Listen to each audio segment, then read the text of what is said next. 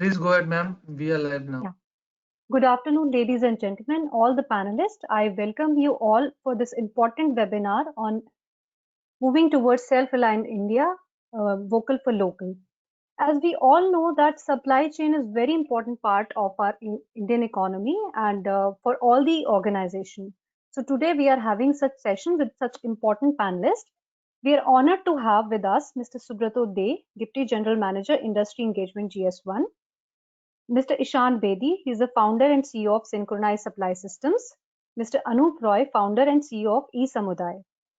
Mr. Subrato De is engaged in driving adoption of global standards and best practices in India in the retail and healthcare industry sector, which facilitates universal identification, track and trace, recalls management, and information exchange between trading partners. Currently, he is leading the industry engagement forums in FMCG, retail, and FMCG from GS1. We welcome you, sir. Mr. Ishan Singh Bedi is a youngster who has just started the technology-focused 3PL company at just the age of 26 years. It's such an encouragement for startups. And today, Synchronized Supply Systems Limited is the only technology-focused Indian 3PL company, and it's servicing a niche industry clientele. The company is a leader in technology-enabled warehousing and the trucking, and its warehouse personnel and drivers are well equipped and trained. Mr. Anup Roy is an angel investor, and it's his second startup, eSamuday, because it is connecting various entrepreneurs to the markets, as I understand. So, with the slogan of be vocal for local, our Honorable Prime Minister has opened a great opportunity to strengthen brand India. And this will definitely act as a catalyst for production of various in-house products and services. And supply chain is one of the important services as we understand. And seeing the present scenario of pandemic, COVID-19, all the products and services have evolved and have, all the companies have innovated drastically. And supply chain also has so much of potential for various innovations and to mitigate the supply chain disruptions, because these are required also. And India has to play a very dynamic role in connecting it with the global supply chain. And they are potentially the extremely powerful medium in doing so. And for that, India needs to develop a robust long-term vision to establish itself as a major player in the global supply chain arena.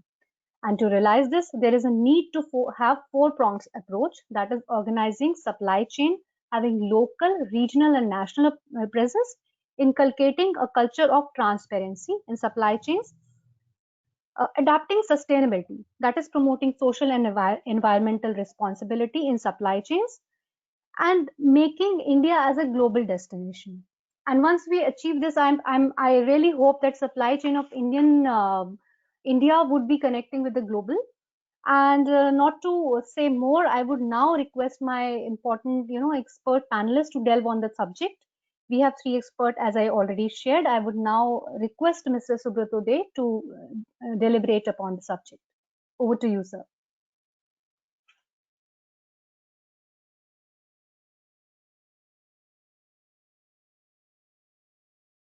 You are on mute, Mr. Subrato.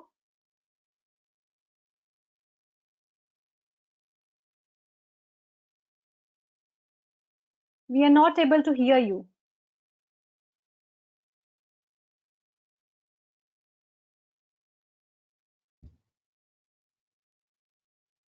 Yeah, am I audible now? Yes, you can. You're audible. Okay, good afternoon, everyone. I would like to thank ASSOCHAM, under whose initiative this webinar is being held. The Atmanirbhar Bharat is a vision of the Honorable Prime Minister to make India self-sufficient and to have local manufacturers competing against the very best globally, and thereby put India on the global map as one of the leading manufacturing hubs.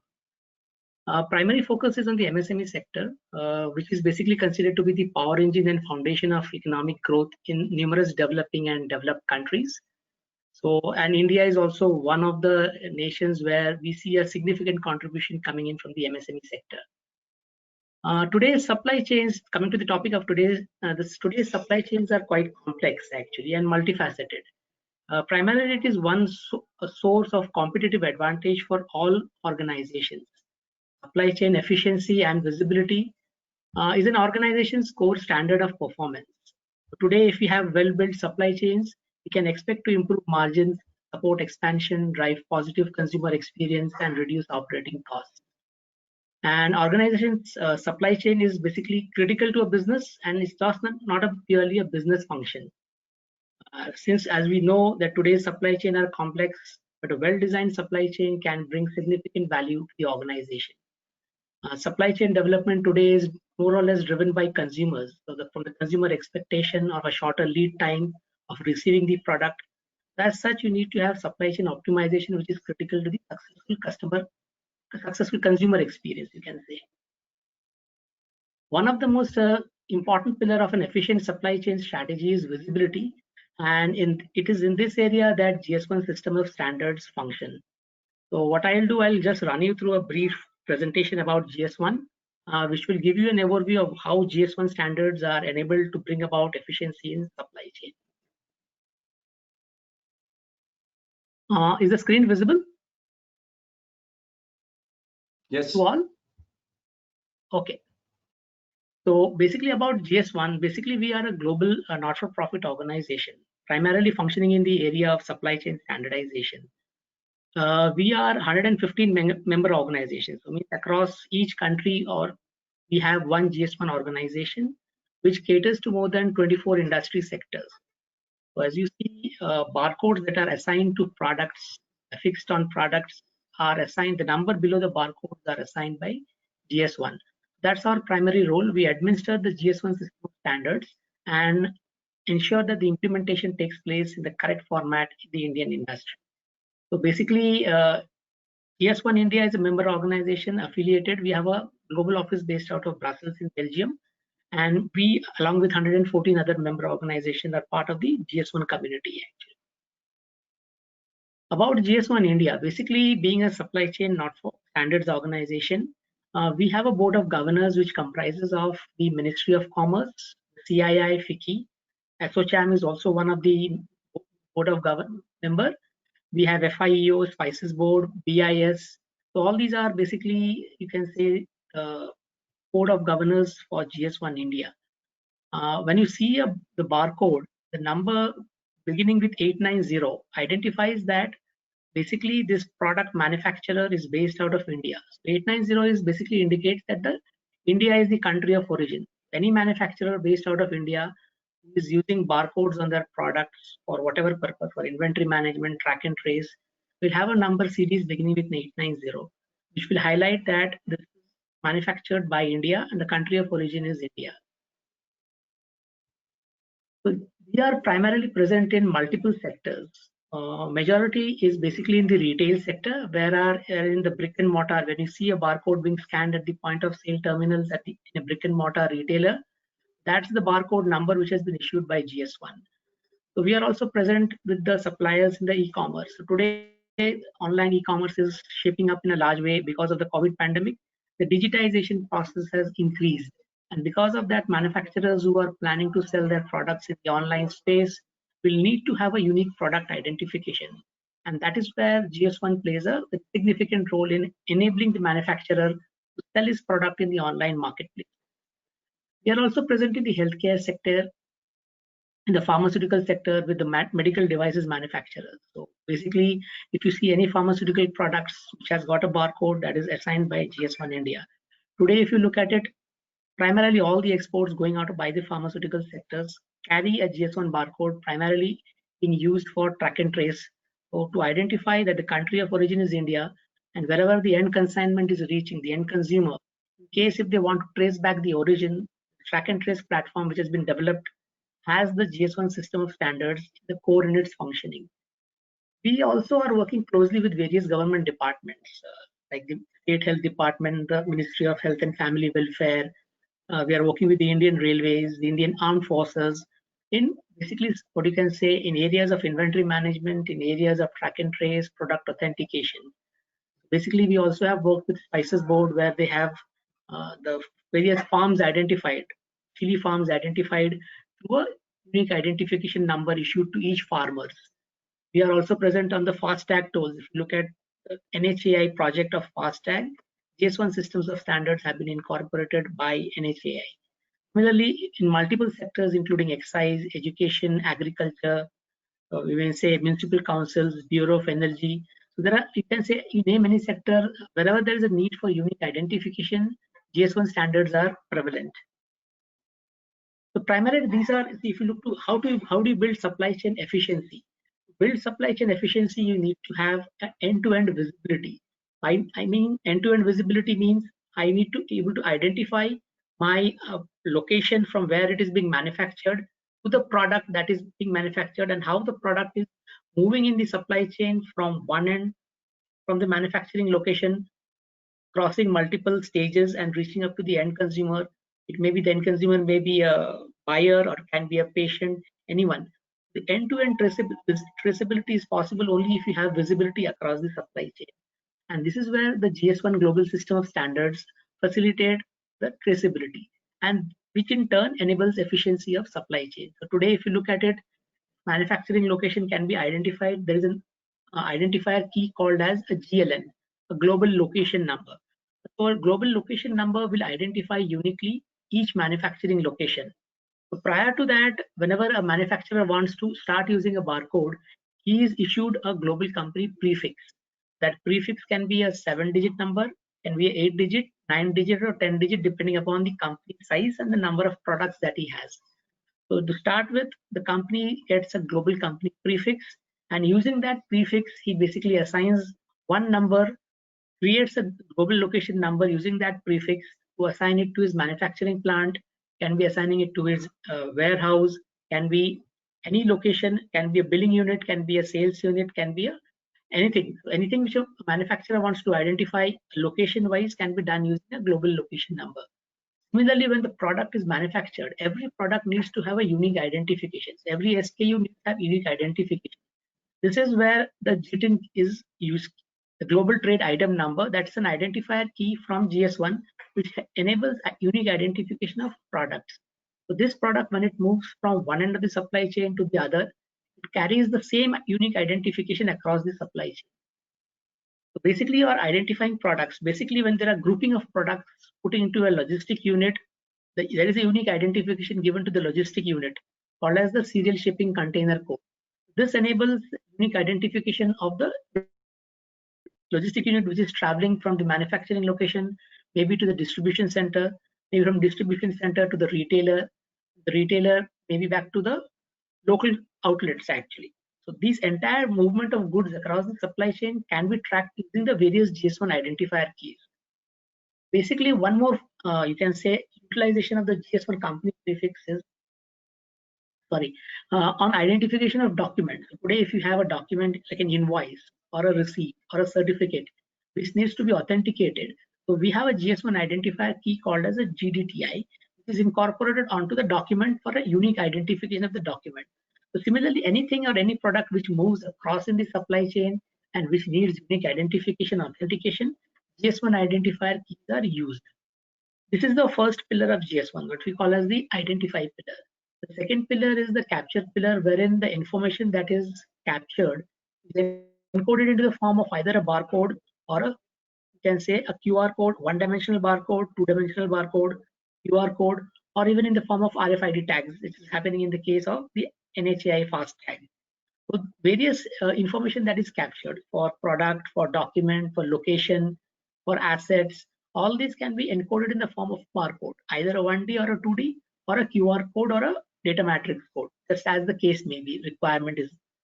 Basically, that's the second pillar of GS1, called as the capture pillar. And finally, we have the share pillar. This share pillar, basically what it does is sharing of information. When the product moves from one end of the supply chain to the other, there are various data which is shared across. First is the master data, second is the transaction data, and third is the event data. Master data captures information about the product. What is the attribute of the product? The grammage of the product, maybe MRP of the product, or image of the product, whatever. As part of the master data, this information flow happens from the manufacturer to the retailer, or for that matter, any seller. So whenever a manufacturer shares all this product information with the retailer, all these information are shared with the GS1 system of standards actually. Secondly, the transactional data. So once the transactional data is with a manufacturer places a purchase order on a retailer, sorry, yeah, the retailer places a purchase order on the manufacturer. So automated purchase order, automated good receipt note, all these parts which are called as transactional data are captured using the GS1 system of standards. And finally, we have the event data. So when you want to track the flow of information and the flow of goods simultaneously, we have the event data which captures what, where, when, and why. So what is the product? Where is the product moving from? When did the product move from one location to the other? And why did this event happen? Whether it was for a billing purpose, whether it was for whatever purpose, why? So what, where, when, and why? These are the 4 events that are getting captured in these 3 different pillars of GS1. What this identifier key does is basically it enables end-to-end visibility of the entire journey of the supply chain, and thereby what it happens, it creates you can say unique identification in the entire process actually, and ensures that supply chain efficiencies. Today you can say maybe we have 90 to 95% of the retail market in India are currently using the GS1 barcodes. There are still various small manufacturers, upcoming manufacturers who are coming up, who will need this GS1 system of barcodes if they plan to supply to retail, or even for that matter any Kirana store, because today the Kirana stores are also automating their processes, creating this online catalog. So going forward, to supply any product to retail, you will be requiring a barcode, and that is where the GS1 will play a key role. And that's how you can say a visibility of the movement of goods will happen in the supply chain, thereby ensuring supply chain efficiency. That's it from my side. Thank you very much.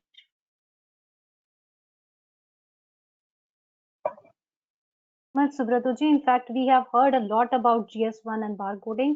It was such an elaborative presentation. So in addition to this, I would like to share a case study wherein in August 2020, in China, the COVID positive frozen samples were imported to China from Brazil. So it was because of only traceability they could detect that the products were imported from Brazil, and they isolated the complete supply chain, even the workers who got in touch with those samples. So this is courtesy the traceability that we could have right now or at present. This is the advancement of technology. So a few, in addition to general questions which I'll be handling in the next conclusion, I would like to have some quick questions. You shared that this GS1 has been, working with the education sector. I understood all the sector. Yeah. What kind of role it plays in the education sector? I would like you to throw a light upon. Yes.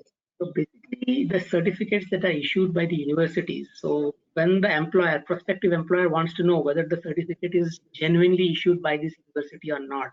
So there we have a system of identification called the document identification, where we use the GS1 identifier key.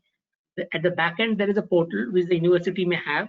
Whenever a prospective employer, or for that matter, any person who wants to validate whether the certificate presented to him is a genuine certificate or is not a fake certificate, scan the barcode on the certificate, and it will take him to the portal and then tell that whether the certificate has been issued by the university or not. That's an authentication. The certificate authentication is based on GS1 system of standards. There will be no forgery in education system right now. So may I know what time did it start? So this is basically quite a recent introduction actually. Yes, because if we see our certificates, we won't be having such systems if everyone agrees. No.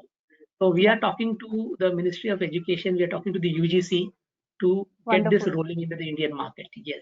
Also besides that, there are other documents which are also to be authenticated. Maybe in the financial segment also. Yes, there are some transactions and all. Right. There also we are also working on that. So we have huge way to go. And second is one quick thing, if you can share your screen. The first one was the identification.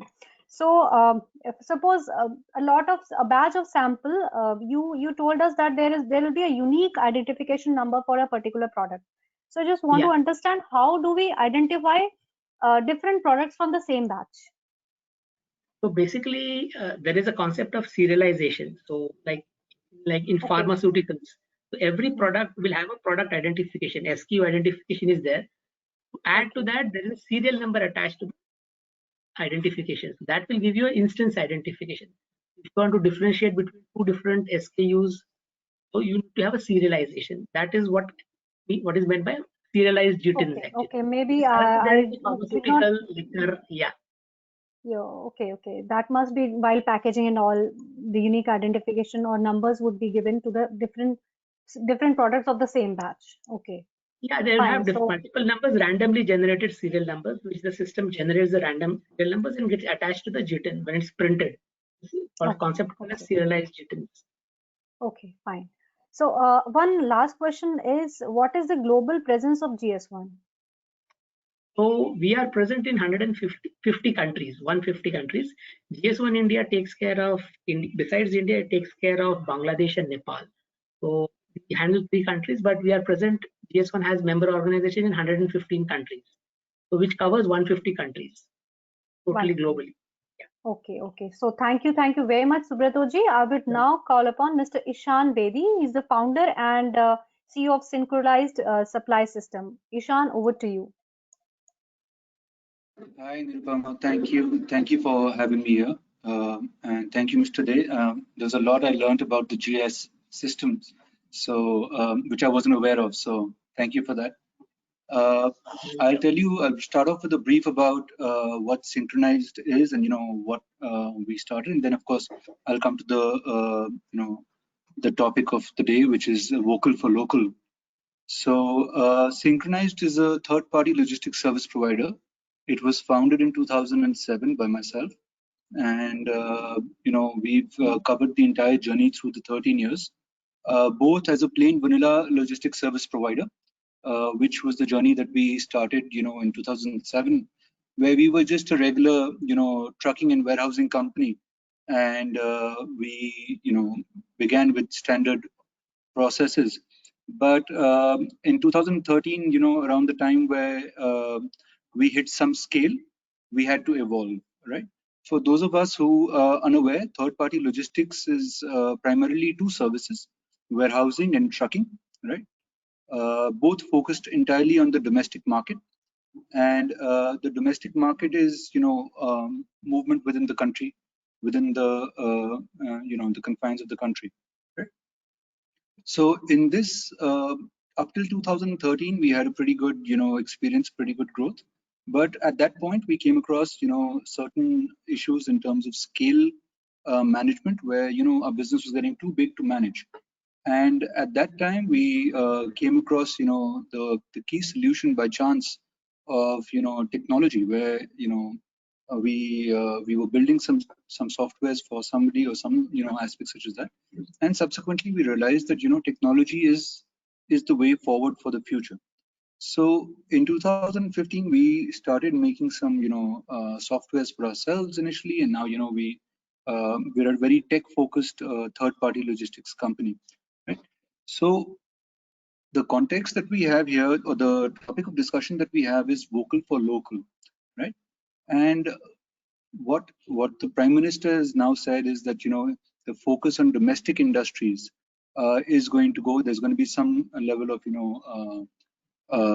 some level of protection for domestic industries. There's going to be some level of incentives for domestic industries, and this, is a very, very, very good position for us, and we are actually very, very happy with it, because our business is entirely focused on domestic logistics, and what we see for the future is that, if there is some level of incentives for domestic manufacturing, where, like there has been, in the past for, exports and things like that, we find that, there will be a huge boost to domestic manufacturing. And if there is a huge boost to domestic manufacturing, then, logistics goes hand in hand, right? And we are very, very hopeful of, the way forward if domestic manufacturing picks up.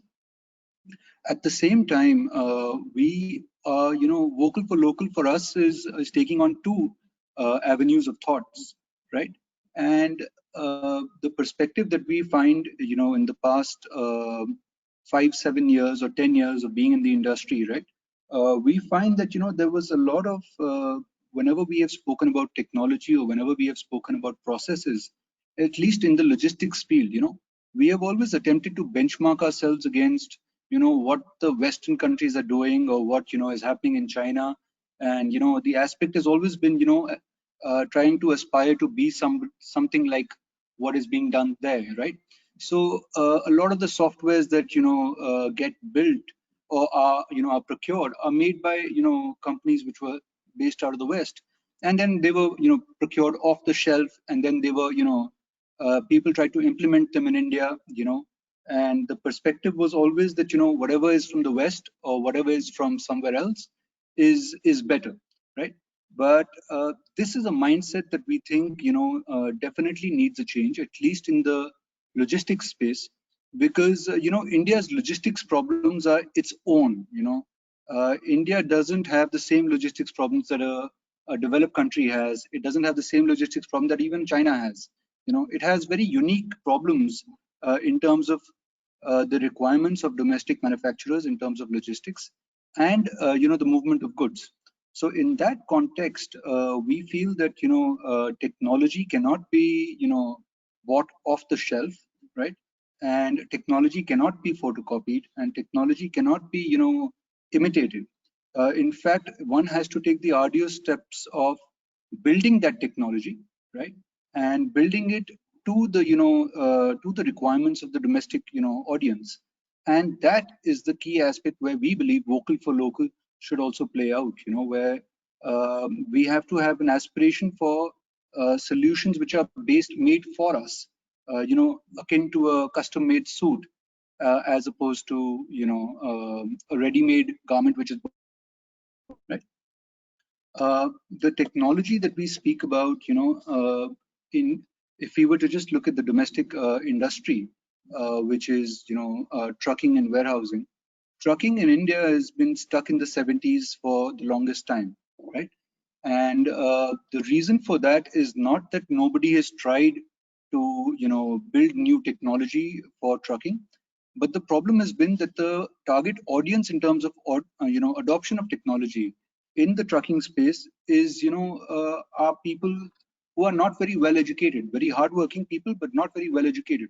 So, for example, the drivers of our trucks, they may not be very well qualified, and therefore technology adoption has been a key problem all this while.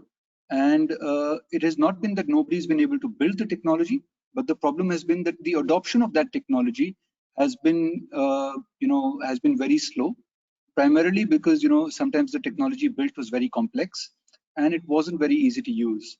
So this is again a unique problem which is to India, and this is a problem that now gets solved and gets resolved, partly because we have the ability to focus on aspects such as there's the oncoming the flood of the smartphones, where everybody has technology access right on their fingertips, and it's easy to use, it's easy to communicate, easy to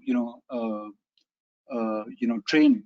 And the perspective now is that because technology adoption is getting easier because of smartphones, we are able to therefore leapfrog the entire stage of technology development of the last few years, which other industries were able to take on and we were not. But now in the last 5-7 years, we have been able to do that. So this again is a unique problem where so it is a problem that is to be solved in India, where the language that we speak is our local language, which could be Punjabi, Hindi, Marathi, or Tamil, but the softwares were always developed in English, right?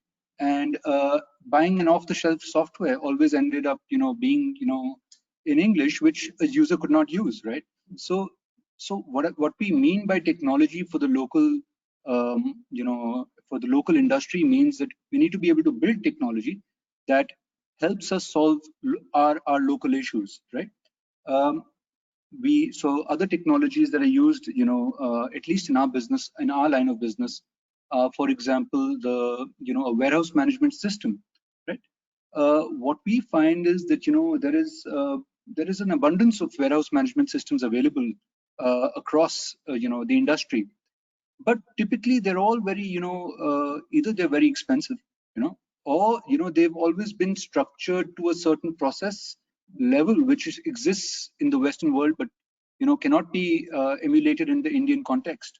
And because of this complexity, the implementation levels of these solutions, are very, very poor. So it's almost like, somebody has a Ferrari, but they use it for lugging goods, right? Rather than, using it as a race car. And that is again, a very unique problem that we have, that we have the best of systems because these are systems from the West or from somewhere else, but we use them to, a very small degree because they have not been made for our current environment.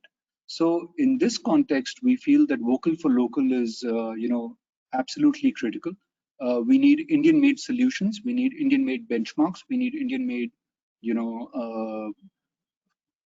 softwares, and which solve the problem of the Indian, unique Indian environment that we have. The other aspect that we are seeing now is that one more thing for vocal for local is that we find that there needs to be connectivity within companies. There is often a trust deficit, in terms of even trusting Indian companies. So for example, our solutions nowadays are all interconnected, and within supply chains, solutions have to be interconnected because you need to have softwares talking to other softwares, and you need to be able to connect, two companies' softwares through APIs to be able to get a seamless, solution in terms of logistics. So, if we have, for example, if we are moving some goods and we are trucking some goods, and the customer wants to know where the location is, we should be able to transmit it from our system to their system, through an API. And it is as simple as that. But there is also a trust deficit in terms of, trusting Indian solutions or Indian companies and, Indian this, which we feel is a big gap, which also needs to be covered. So vocal for local, while, very well, it works very well for manufacturing and, that's beneficial for the general industry. We feel that vocal for local should be stretched to, Indian technology. And in terms of that, it should also be stretched to, trust between Indian companies, that, Indian companies are able to provide solutions that are needed, and they are able to provide, solutions which are required in the logistics field. That's all from me. Aptly, you have, I really appreciate what are the points that need to be highlighted seeing the Indian condition. I really appreciate that we need to have best of standard customized to the Indian, environment. That is, think globally, but act locally. So I really appreciate, I would really note down that we need to have softwares in vernacular language. We need to have these softwares as per the Indian conditions. We need to have trust between the two companies, and definitely we'll have to raise the bar of the Indian companies so that the global, organizations, the global arena can, look upon us as the, most trusted and most built up ecosystem. So that was, Absolutely. I really appreciate, Ishan, your effort. I hate to interrupt you, but when I was growing up, in the IT services, Indian companies were always good, but they were not considered to be the best. But if you were to look at Indian companies now, the likes of, for example, a TCS, Right. it is the most prominent in its business now, and all the old players who have been around, the Western players who have been around for many years, they are not in, they're not leading the sectors now. So Right. I really appreciate, your point of view. And in fact, many of our, last generation used to say he's working in an MNC. So people perceive that person as a very good, this thing that he'll be working in a very good environment. So the similar kind of thing we as an Indian companies also need to build upon. And this is not that MNCs are not doing for Indian economy. The only concept of, vocal for local is promoting manufacturing in India so that Indian standards can meet the global standards as per the Indian conditions, and promoting Indian economy as a whole. So Ishan, you've done a great work, and your views are well taken. In fact, wherever I would be able to, I would definitely highlight these recommendations wherein the Indian companies would be able to, flourish. So my quick question to you at this point of time is, how far you think that your organization has, reached that level, and if If yes, why? And if not, what are the gaps? And what Well, kind of support would you like to have from the government in that? Okay. Well, technology is an endless road. So it's not that, it's a destination where we have reached. Are we better than where we were, 5 years, 7 years ago? Yes. Are we better suited for the Indian market than many of our competitors? Definitely, yes. And, are we getting better every day because of the technology that we are building? Yes, definitely we are getting better. The perspective that we look at from or how we benchmark ourselves is basically how well we are being able to serve the requirements of our customers, and how much of a real measurable difference we've been able to make. And that's the priority. It's not a sales pitch, it's not this, it's something that has to be measurable, and that's where technology helps you. So our perspective is constantly this, that yes, our benefits today to our customers are much better than what they were, and it's measurable. And it's an ongoing journey. We don't expect to ever arrive. We always expect to strive, and we always feel that there's always a long road ahead. So we're going to do that. As far as what we need from the government, the government is very supportive in terms of all aspects. We are not a startup anymore, or we are not a small company anymore. So we don't have issues. But as of now, companies are being well funded. MSMEs are getting loans and things like that. So I think the government's doing its bit to encourage businesses to grow. Next is I just read your brief about you yourself and your organization. I read a line that the personnel are well trained. So what do you mean by that? In terms of our company? Yes. Okay. So see, the aspect of training is also twofold, right? There is one aspect of training where we send a child to school, and we tell him that you have to go to a school and you have to learn, right? And that's a push environment, right? But we find that that's not the best form of training when it comes to grown-ups. So what how we basically encouraged transitions from what we think is a higher degree of training is basically that we've put in a unique performance measurement system for all of our employees, where they are rewarded for adopting new technology, where they are rewarded for shortening the gap of the learning process, shortening that gap. And the sooner or the better they are able to do that, the better are the results, and therefore better are the returns for our employees. So how we train is not the traditional manner where we have a classroom and we sit everybody down and teach them. No, we don't do that.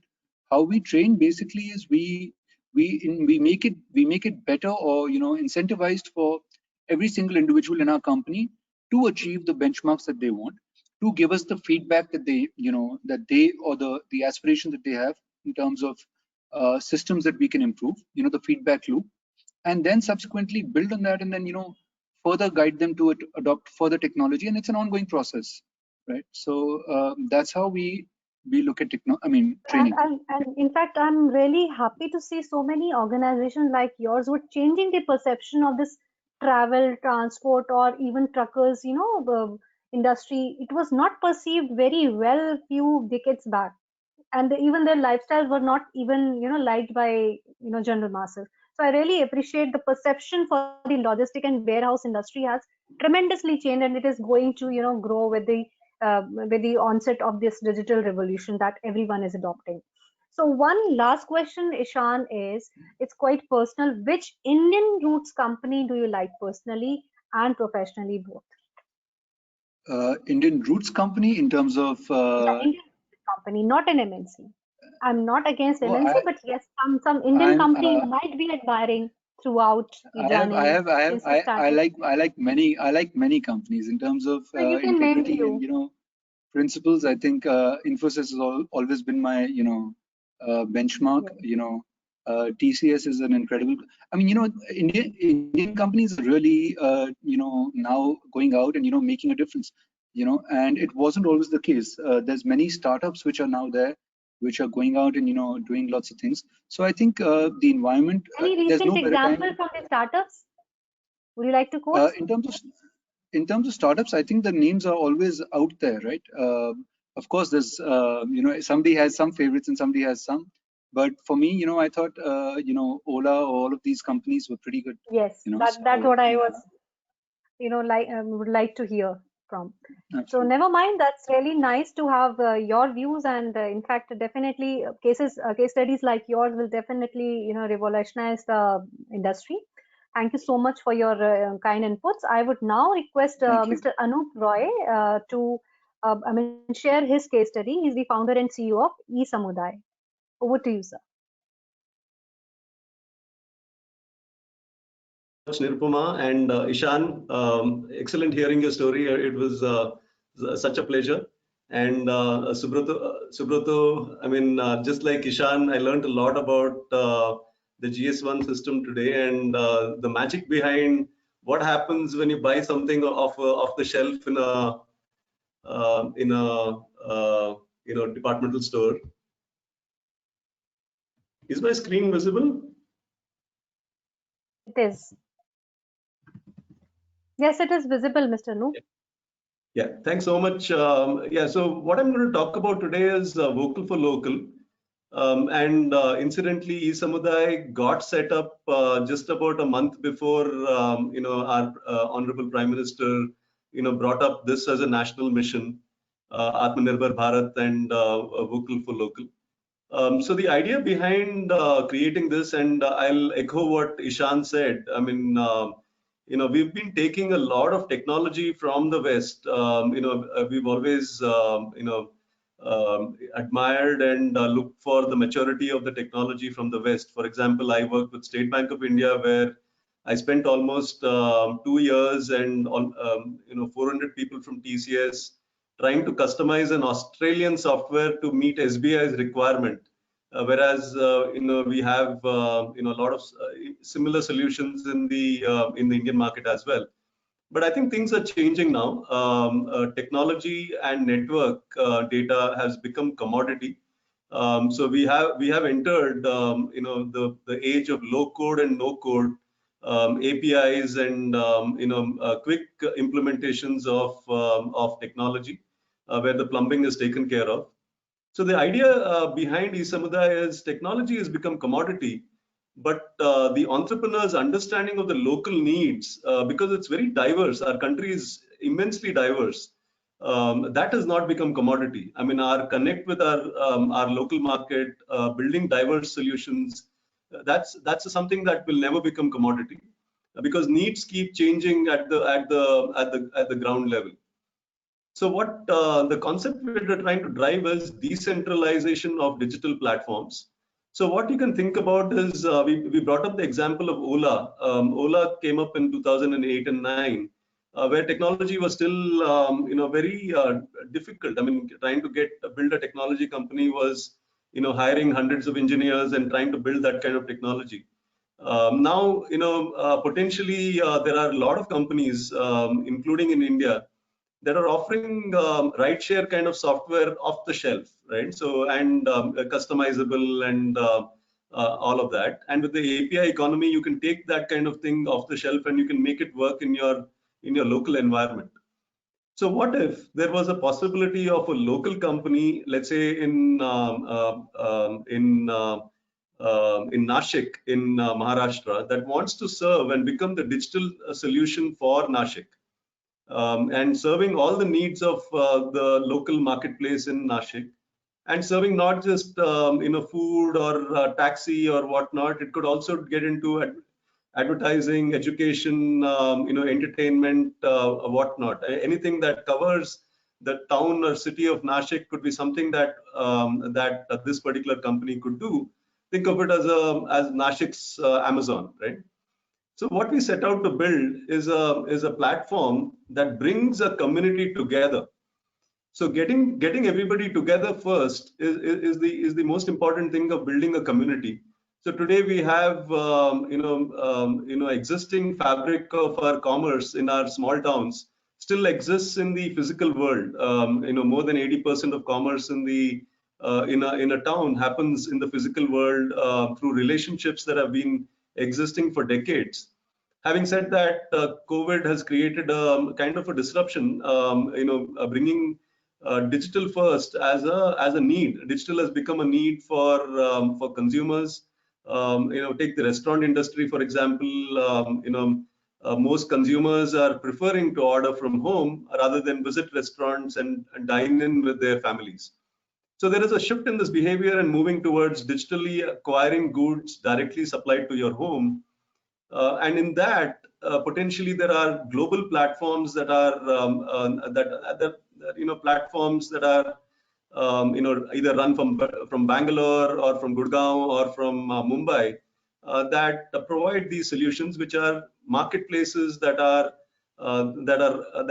large, globally venture-funded kind of companies.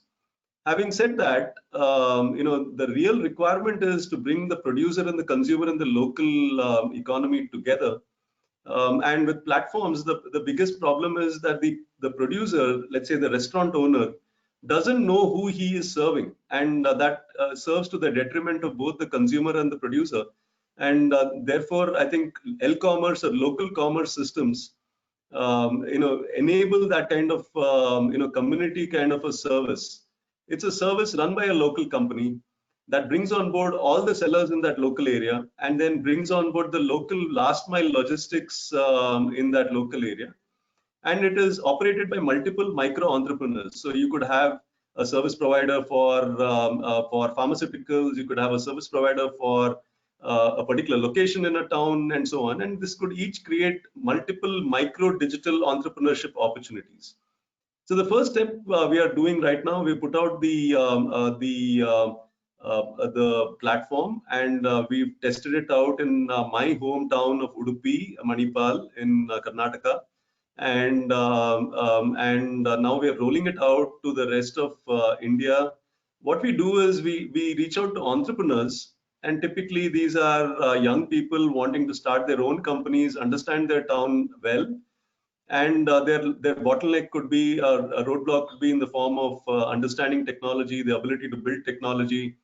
So they get these ready-to-use platforms through which they can create their own circle and create their own marketplace and start building a digital marketplace for their town. And that's when L-commerce starts. But then it doesn't end there. Obviously, network cooperations are key for trade, for our supply chains to get stronger. You need to build network cooperations among these entities. So let's say the Nashik entity is building has built a relationship with the Aurangabad entity, right? And potentially commerce could happen between producers in Nashik and producers and consumers in Aurangabad and vice versa. And that could be orchestrated by these two L-commerce entities that are locally based and are working for the favor of the producers in their town. Because eventually, if you need to be a vibrant business in your town, because there's no distance between you and your marketplace, you need to work for the benefit of your town, and that I think is fundamentally for every entrepreneur. That is what drives us, right? I mean, to be able to serve your customer, and like Ishan was saying, it's always striving and never. I mean, arriving is not in the entrepreneur's lexicon. So cooperation and collaboration, and post-COVID, there has been a lot of change in the behavior of most people. We've started moving towards a collaborative, cooperative kind of a model. And building those network cooperations to be able to network these entities and create that trade, domestic trade or inter-circle trade, is the next step. The third step is, there are a lot of products in our local towns that are typically only consumed in those towns today, and potentially have the ability to go global even through a little bit of packaging, through a little bit of branding, through a little bit of quality management. Innovations and again network cooperations. So there could be now incubation centers that could now come in, and it could be across multiple sectors: agri, it could be in consumer durables, it could be in furniture, it could be in apparel, fashion, whatnot. These local products and these local producers could now get a combined marketplace for them to be able to create those local brands and then move outward, go outward through the strength of their togetherness. Right? First they've come together, then they've networked locally, or however far they've been able to network based on their collaborative and entrepreneurial ambitions. And then how can they create those products that can go global from within their circles? Lastly, nothing will happen without the flows of capital. Capital needs to be brought in, and India has got by far. I come from the banking industry, and India has got since 1995. We've been continuously investing in technology in the banking sector, and now UPI enables phone-to-phone transfers, where 20 years ago it used to take God knows how long to move money between let's say Guwahati and Udupi. So now with India Stack and the new standard for lending that has come, the Open Credit Enablement Network, digital finance can be accessed by anybody, and underwriting can also be done digitally. So you could have entrepreneurial flows of capital, both for working capital, which is flow-based lending, for research and development, which could be project financing, infrastructure development, which could be let's say leasing or other products, and growth financing, which could be venture debt, venture capital as well. That could flow digitally into these entrepreneurial networks, either for building new products, expanding into other territories, putting up manufacturing units, food processing units, building consumer brands, and whatnot. So broadly, the ecosystem in our vision looks something like this. We look for somebody known as a circle promoter team or a circle team, which is basically a bunch of people who are investors and business mentors that want to do good for their local towns. Like I've taken the role of business mentor for my hometown of Udupi. I live in Bangalore, but Udupi is my hometown.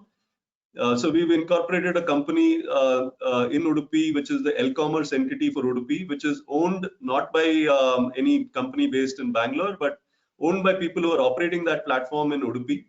I've played the role of the mentor there, and a bunch of local people who live and work and do business there have come together to form that company. That is a circle team. They've employed some local youth. They've also created some stock option schemes, both to the employees as well as to the community itself.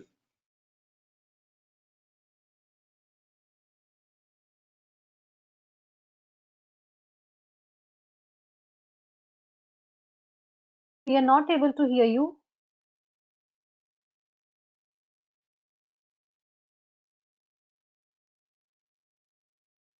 Okay, till the time he reconnects, let me share a set of questions with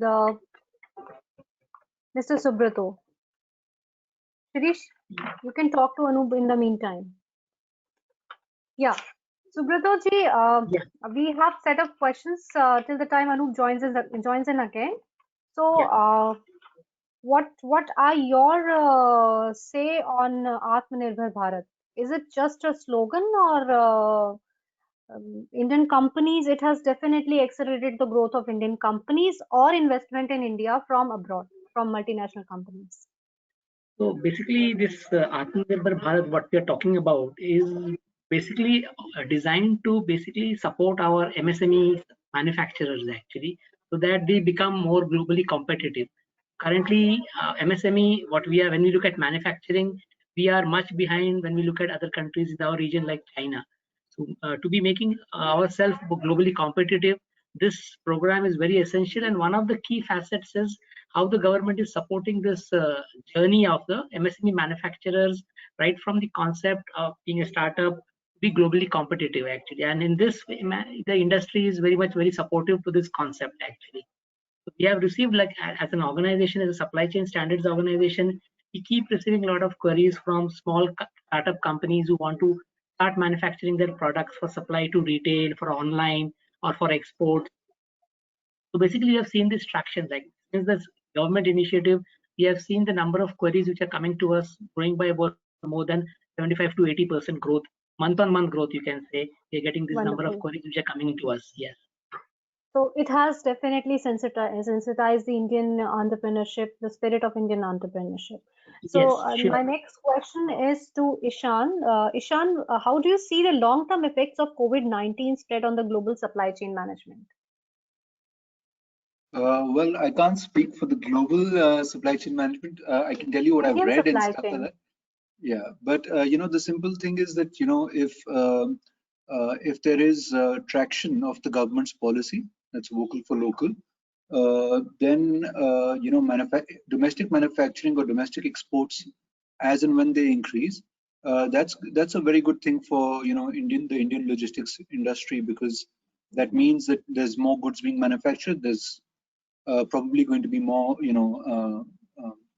movement of those goods, and the domestic logistics companies will definitely benefit from this, right? Of course, the companies need to be in the 21st century. They need to be focusing on the key aspects such as technology and productivity. But any companies doing that, they will definitely benefit from this. Globally, the advantage is that if companies are looking for redundancies within their supply chains, and they look to have India as a base for manufacturing, then of course that is also beneficial for India. So I'm guessing that that'll be beneficial for the movement of goods out of India as well.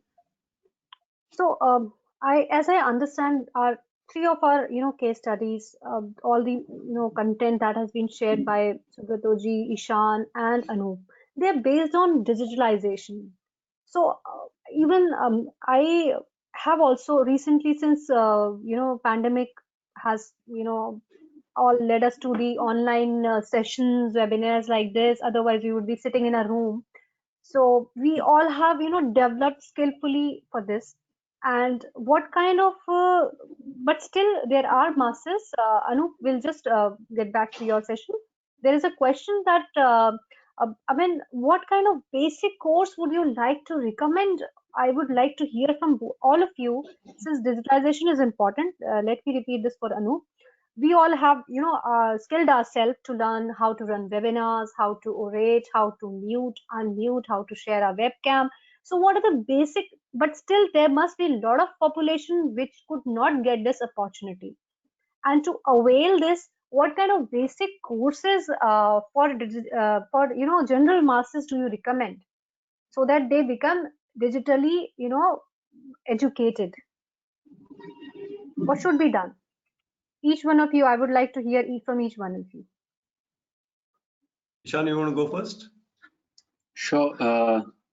My experience in this is limited, so please take whatever I say with a pinch of salt. But the simple thing is that I've never taken a computer course, or I've never taken any kind of course, to be honest with you, in terms of technology, right? I think the thing that holds back anybody is that we are afraid of the technology itself. I think the best way to go about using any device, or using any software, or using any a computer, for example, is just by spending time on it. And the more time you spend on it, the better you get at it. And as we speak now, technology is much easier. Like you said, you can mute, unmute, you can do what you want with a click of a button. So it's all about just trying it, which and I think if the masses have access to a device, which I think a lot of people do have it now because of the smartphones, right? They are able to use it pretty quickly. I mean, I'll just give you a small example in terms of we have apps for our drivers, right? And we don't really have a training module on it, but because it's pretty easy to use, they are able to find their way through it, and it's a pretty detailed app, very, very quickly. So the perspective is that once it's in front of somebody, and once somebody is able to spend some time on it, they are able to learn very quickly. As far as coding is concerned, yes, I think coding is definitely a skill set that the more people learn, the better it is, So, but I'm not a coder myself, so I can't say much, too much about that. Santoshji, inputs from you on this? Yeah, so basically what I feel is besides this training, what we are looking at, because the masses do not have access to internet penetration is also very much crucial. And in this case, I think whatever the public Wi-Fi initiative is the government is taking up, I think that will help in setting up a digital platform so that the consumers or the masses can use the internet actually. And the basically whatever the common training programs which are required actually, they are already developed on a lot of open platforms actually, which you can free to access. Even the various IITs, or you can say for that matter any educational institute, universities, they have developed a lot of free courses which are open for access to all. So I think the infrastructure in place is only that we need to take some initiative. And first of all, that internet penetration needs to go out to the rural areas where there is currently which is lacking. That digital outreach can be maximized. That's my view. Anup, would like to hear you. I have a little contra view. I started coding in the mid 90s, and over time, coding has become split into two directions. One is the deep technology coding, which I was never good at, and I could not do it. The application development kind of coding has become easier and easier as time has progressed. I mean, and today now I think designers rule the roost in the IT industry, in the product industry. It's designers that rule, and coders really are becoming less and less relevant. I mean, obviously the deep technology guys, the architects, and so on are mostly there. So from a digital standpoint, I think I'm a mechanical engineer that got a job in coding, for a bank. But I think overall, it's imperative on us, people who are putting out technology products, to make it easy for people to use. Right? It should be able. I mean, it should be usable without training. And that really, I mean, the literacy barrier and the has to be completely removed from the use of technology. So if you make technology available only to somebody who can code, or who has a certain skill expectation, or has a certain literacy expectation, I mean, technology should become our friend. As in, I should be able to employ technology even though I don't speak English. Even though I can't write anything, I can't read any language, I should be able to employ technology, even if I have that level of entry skill. We'll get there in about 10 years, I think, given the low code movement, given the UI, UX, given the conversational, kind of an interface movement. I think we are more or less there. I foresee a future where we talk to like that Iron Man guy who talks to his computer. I think those things are 10 years away maybe. Right? So Thank you, Anup. You can restart your presentation. You were, I think at the last slide. Want to add on?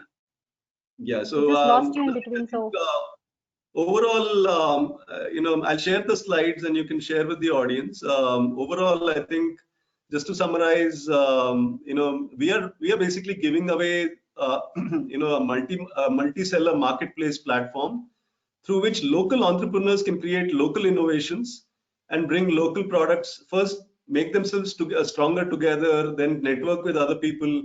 So think about multiple interacting circles rather than these huge pyramidal structures that today's technology platforms are. Right? Today's technology platforms are basically creating this big wall between the producer and the consumer, and eventually driving the producer into lower and lower margins and lower quality of products. And that's happened across all industries, be it beekeeping to clothing, right? And so we bring producer-centric, artisan-centric products which are local entrepreneur-driven, and digital being an enabler. And how can we democratize and decentralize this digital technology is our approach. Vocal for local. Yeah, that's all from you, I understand. So one quick questions from you, as I had with all of the panelists. What prompted you to venture into such a I would say, initiative right from the banking industry? That's the first question that comes to my mind. So the banking industry was decentralized before it became centralized in India, right? So if you look back, I mean, my dad's time, and we come from a banking family. I mean, the branch manager ruled the rules, right? I mean, you kind of, it was a very decentralized kind of an approach. The branch manager made sure that development of his town was his imperative. And under the previous governments, I think the way the push out have happened of the banking industry was about development. It was about a social development cause that banking was. I unfortunately took the centralization wave. I mean, I helped all the banks with core banking technology, which helped them centralize. And then I did big data analytics and regulatory data lakes and all of that. But deep down, I see that decentralization is a better way. I mean, it actually connects back communities, and technology today is commodity, like I said, and we've got this smartphone device in pretty much everybody's hands now. If not now, in 4 or 5 years, we'll have everybody with a smartphone. So the timing was right, and then COVID. This whole initiative started. I'd done a few experiments pre-COVID. I mean, just figuring out how this local circular economy will work on the digital side. And COVID happened, and I saw that there's a big move towards need for local, and as I think now the government, I mean, so the Vocal for Local, Atmanirbhar Bharat, and all these I think are very, very important, needed things for us to find that India has always been a diverse economy, right? Where it's been highly localized, federal kind of a structure. Right. I felt it was the right time, and my skills really work in this because it is finally a financial services game, right? I mean, right. How do you empower through financial services? In fact, one of the incident I would like to share with the masses here is during COVID, once the supply chain disruptions were there, farmers were ready with the products, there were no buyers. I got a call from Hyderabad horticulture department that they want to arrange a farmer buyers meet, and they want all farmers to be connected to those buyers. But unfortunately, it could not work because we planned to connect the farmers of across the country to the buyers of all whole of the country. But it could not work. We tried very well with Ministry of Food Processing Industry. So I think your this initiative will be an answer to this.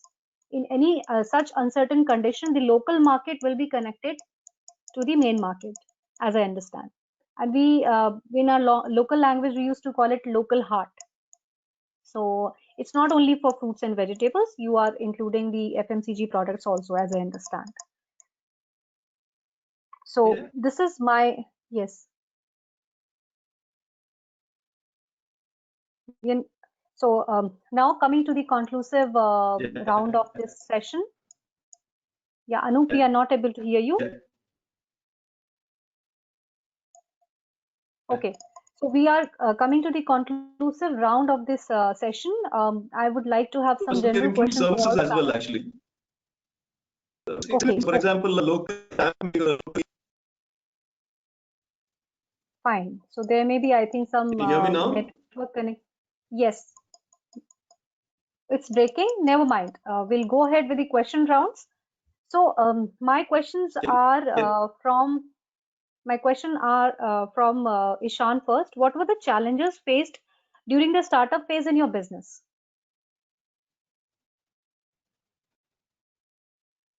It is quite interesting because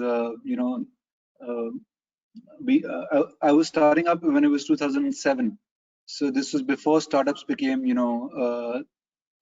became cool. I think startups only became cool around 2013 or 12 and 13. When the large Indian IT companies took off.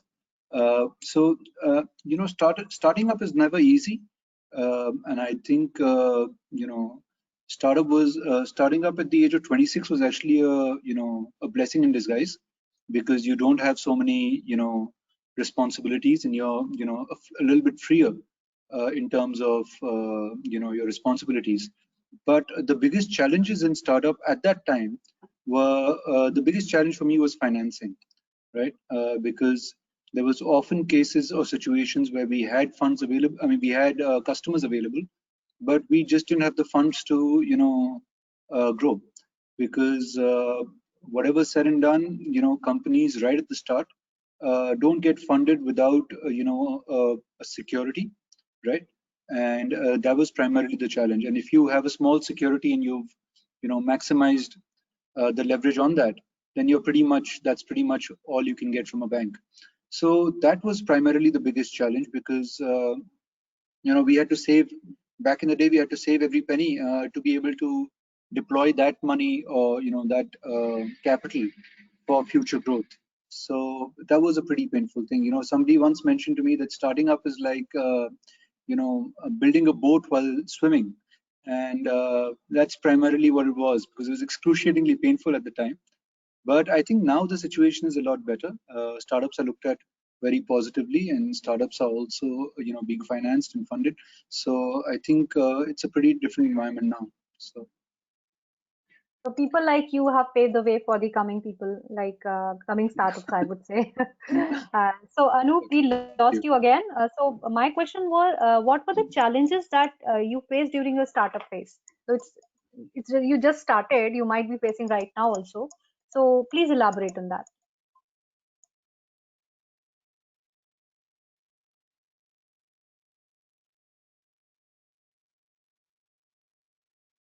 Anup, are you able to hear us? This is my second startup. I started my first startup in 2006.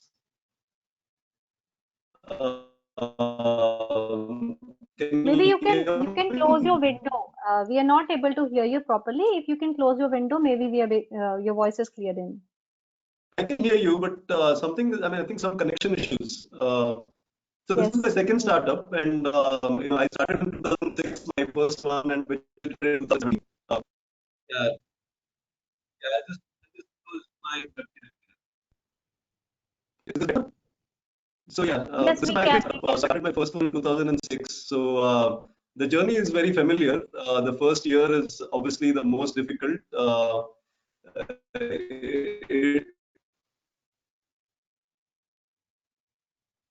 We again lost him. Anyways, my next question is. And let's see. The usual problems are financing, as Ishan mentioned. Yes, finance is considered to be one of the constraints, right? So my question next question is with Mr. Subrato. Subrato ji, what technology disruptors that are there which deserve the immediate attention as per you? You're hear you. Yeah. So basically, the COVID pandemic has brought out the importance and need of being able to react, adapt, and set up mechanism to address the changing scenario. So basically, the need is to have a shock proof of the supply chain. One of the technology front is how do you shock proof your supply chain? Today, we are seeing remote working environments followed by many of the companies' need for a stronger digital infrastructure in terms of network connectivity. Supply chain innovation based on technologies like blockchain, artificial intelligence, these are the technologies that are coming up. So these are the technological disruptions that we see going forward in the supply chain, whether it's in India or globally. We are talking about digitization of supply chain, digital tools for both the supply side and the demand side for planning. One of the key technological disruptions that we see happening with the smaller manufacturers. Today, the large manufacturers already do this. Smaller manufacturers going forward will also look at some digital tools for supply side and demand side planning. Basically, another thing is supply chain modeling and scenario analysis, which is upcoming area of technological disruption, what we are looking at in the area of supply chain, which will help in building out the risk mitigation strategies that what COVID pandemic has brought upon us. So this are some of the technologies which we foresee coming in the near future because of the COVID pandemic, which has now been expedited. That's it from My since we have a good round of questions also, my one query that was shared in your presentation, and somehow I missed it. You shared that the barcode was there and 890 stands for India. What is after that? Does it share? Yeah, so I'll tell you how it works. So basically, a barcode is a 13-digit number. So Okay. first 3 digits are basically 890, which is the country of origin. Every country will have a prefix associated with it. Whether it's US, China, every country has an origin. So 890 indicates that country of origin is India. Then the next 4 to 7 digits will indicate the company identification. Whether the company, depending on the turnover of the company and the number of products that the company has, he gets assigned either a 7-digit prefix, 8-digit, 9-digit, or 10-digit prefix. He has these 4 options: 7, 8, 9, and 10. So when a company, depending on whether the number of products he has is up to 100, he'll get a 10-digit prefix. If he has more than up to 1,000 products, he'll get a 9-digit prefix. If he has up to 10,000 products, he'll get a 9-digit prefix. And 1 lakh, if he has, he'll get a 7-digit prefix. That way, the prefix size keeps decreasing. So first 3 digits is basically the identification of the country. Next 4 to 7 digits will identify the company, and the balance for the 30 digits will identify the product. That's how the structure is actually. Wonderful. It was really a knowledge knowledge session for us. And now the last question with all of you is, what is your message for today's audience? So Subhadra, you can share first. Okay, so what we are looking in these times of the pandemic actually is like having small manufacturers who are planning to go up in the value chain. They need to basically start embracing technology as such. So by means of embracing technology, basically they need to digitize some areas of their supply chain. To begin with, they can start using automation when they are identifying products. Some kind of automation is required, which will help them to uniquely identify these products. So basically how you can increase your supply chain efficiency through the use of standards and bring about an increase in business for the organization. So if you start using these global standards in the supply chain, automatically your efficiency and throughput of the business goes higher actually. And thereby you can say you can save on time and effort, and you can increase your profitability. That's this. The use of global standards will play a very key role in making the Indian manufacturing sector stand up to the global competition. So make ours, you can say SME sector will become more globally competitive. That's what I would like to convey. Wonderful. Thank you. So are SMEs also your clients to adding to Yes. this? Yes, yes. That seems the change is happening. They have sensitized the need and they're getting into Yes. that. We Wonderful. have clients right from Unilever right up to the smallest company. Wonderful. So now what's your message, Ishan, to our audience today? Well, for all the young people, it's basically that, you should, entrepreneurship is a great journey. If one can undertake it, one should definitely, undertake it. It's an amazing learning, and the younger you start, the better, it normally is. So one aspect is that, with manufacturing being localized now, there is going to be tremendous opportunity, to get into the manufacturing of different products for small companies or for brand new entrepreneurs.